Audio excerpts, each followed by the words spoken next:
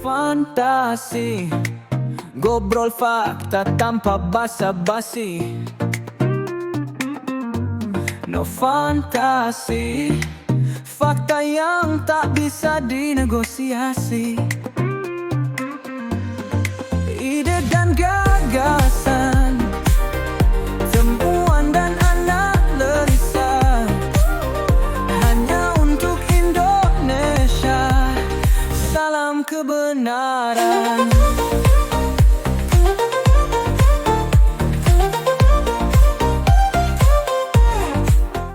Bismillahirrahmanirrahim. Assalamualaikum warahmatullahi wabarakatuh. Halo sahabat Data Tifa dimanapun Anda berada. Jumpa kembali dengan channel yang mengantar Anda memasuki peradaban baru manusia dengan bekal keimanan, kecerdasan, dan kebenaran. Amin. Hari ini saya akan mengajak Anda untuk membahas lagi hasil riset saya ya tentang demo tagar Indonesia Gelap. Siapa yang diuntungkan nih? US kah? China kah? Atau ada aktor lain yang bermain pada demo ini? Jadi, teman-teman, sahabat Dotativa ya, dalam geopolitik selalu ada pihak yang diuntungkan dalam setiap aksi. Ada beberapa kemungkinan skenario. Apakah US dan sekutunya yang ingin memastikan Indonesia tetap berada dalam orbit mereka, terutama ketika Indonesia mulai geser banyak ke China, ya. Kemudian adakah kelompok politik lokal yang bisa memanfaatkan situasi ini untuk melemahkan lawan mereka? Ya, kan ini lagi polar banget kan ya, situasi lokal, politik lokal. Kemudian ada nggak oligarki ekonomi yang mungkin mencoba memanfaatkan ketidakstabilan yang terjadi ini untuk meraup kepentingan bisnis mereka. Yang jelas, tagar Indonesia Gelap ini udah menjadi simbol perlawanan mahasiswa dan masyarakat sipil terhadap kebijakan pemerintahan Presiden Prabowo yang dianggap kontroversial. Nah ini kan aneh juga ya, karena 10 tahun terakhir kita direpresi, kita dirugikan besar-besaran oleh rezim Jokowi itu nggak ada loh demo yang sebesar ini. Tapi Presiden Prabowo baru 4 bulan ada demo yang besar-besaran seperti ini kan menjadi kita harus yang curious ya. Apakah memang ini demo murni, organik, atau memang ada penunggangan dari pihak-pihak tertentu ya.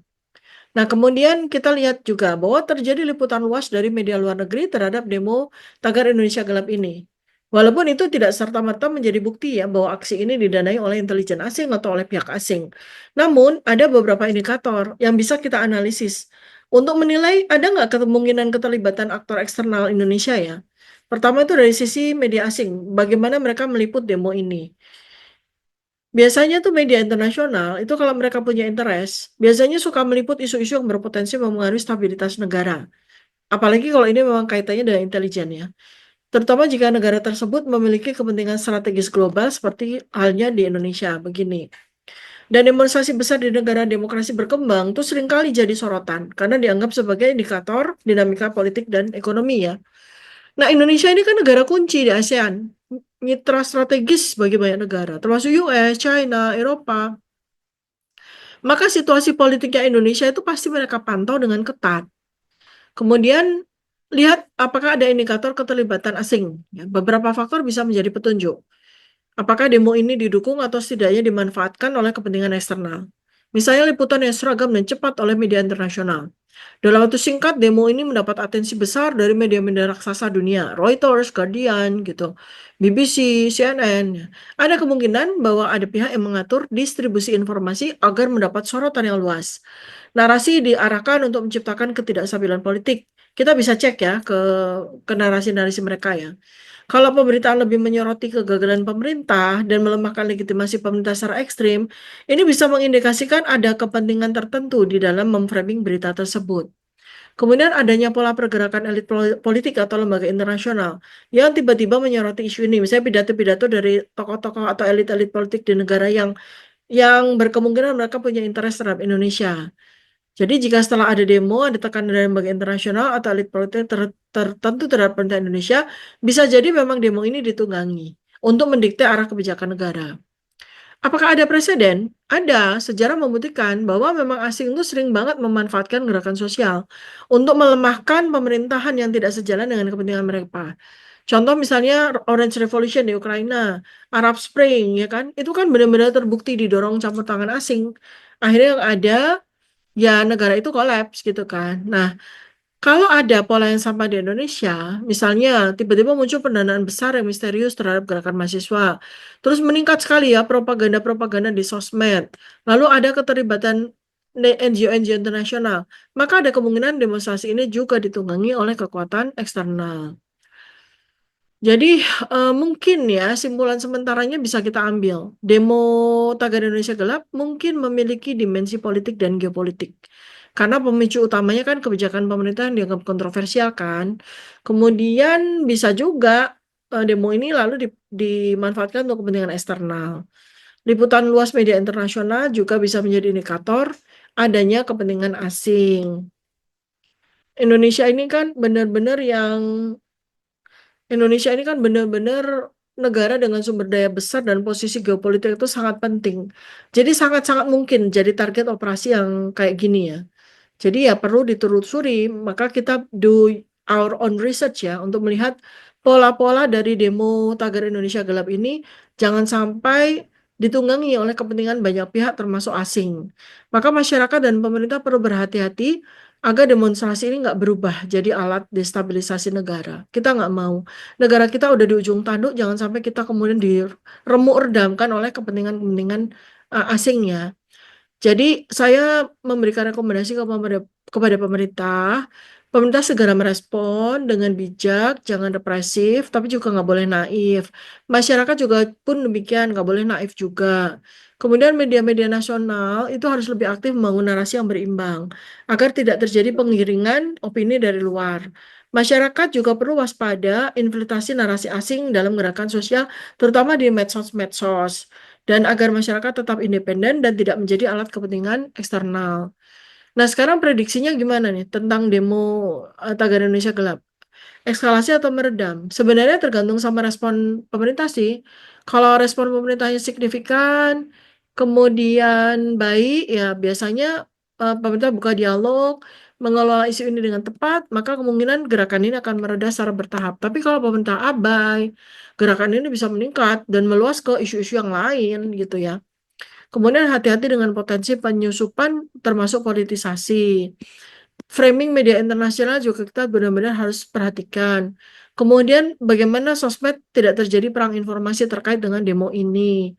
Karena kalau gelombang propaganda dari sosmed itu bisa meningkat, itu yang akan bikin terjadi manipulasi opini publik, lalu konflik konflik sosial itu bisa diperpanjang gitu.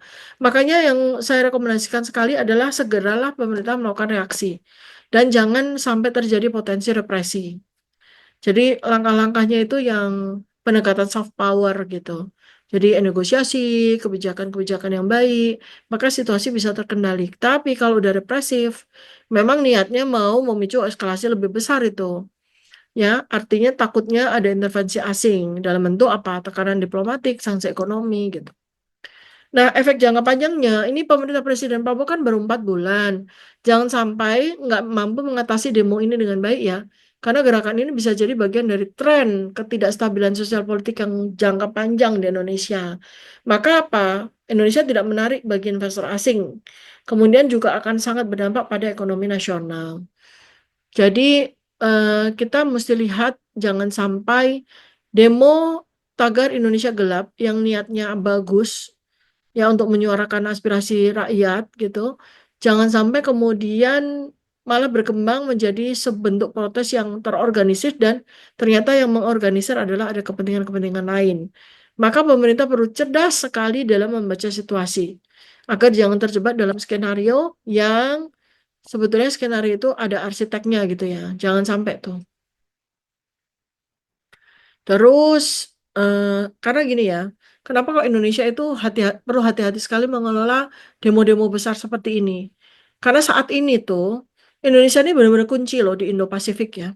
Indonesia negara terbesar di ASEAN, memiliki posisi geostrategis yang sangat-sangat strategis ya. US dan sekutunya punya kepentingan luar biasa Indonesia, begitu juga dengan China dan blok lain. Maka jangan sampai Indonesia dianggap terlalu dekat dengan satu blok, menjauhi dari blok lain. Karena nanti US itu biasa mereka kan suka menggunakan strategi destabilisasi untuk menekan pemerintah dan nanti dalam jangka panjang itu tidak akan bagus untuk Indonesia ya. gitu ya. Termasuk dari berbagai contoh yang sudah terjadi pada negara-negara lain ya, dikerjain lah gitu. Makanya jangan sampai sekali lagi kita itu sampai dilemahkan gara-gara ternyata ada intervensi asing yang tidak tertangani dengan baik ya. Maka kita mesti lihat dari faktor ke depan ya.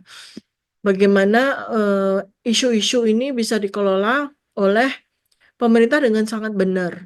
Karena kalau enggak, akan terjadi eksploitasi ketidakstabilan politik jangka panjang. 5 tahun ke depan tuh situasi krisis politik yang terus-menerus.